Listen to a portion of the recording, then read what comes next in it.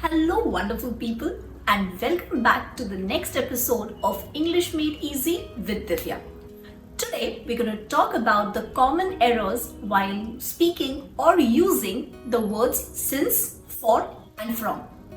So, let us first understand the meaning of these words or how exactly are we supposed to use them.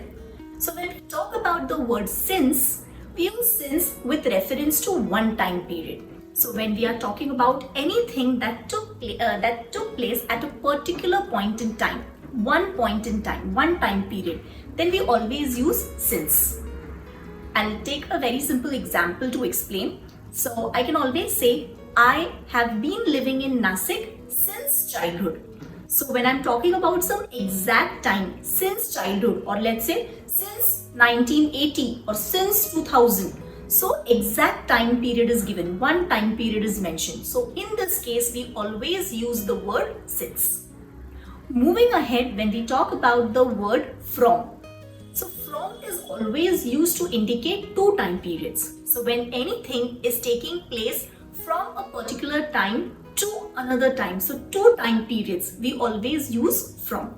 So to give you a simple example, when we talk about a sale, the sale is on from 15th August to 20th of August. So that is how we use from to refer to two time periods.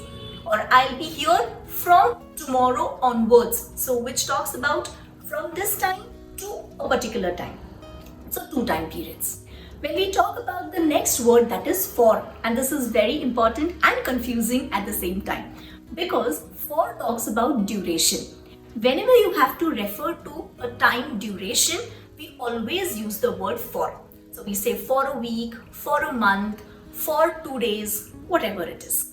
So if I take an example, I was in Goa for a month. So we always say for. The movie went on for 2 hours. So for, again it is talking about the length or the duration of time. So in this way, we always use the word for with respect to duration. So let us take a quick look at the usage of since, for and from once again.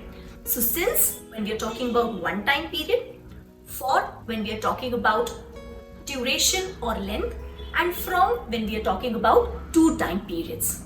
So I want you to check the link in the description box below for few exercises that you can solve related to these particular words, and let's check if you can get them correct. So till then, keep learning, keep growing and keep shining, and see you in the next video. Bye bye.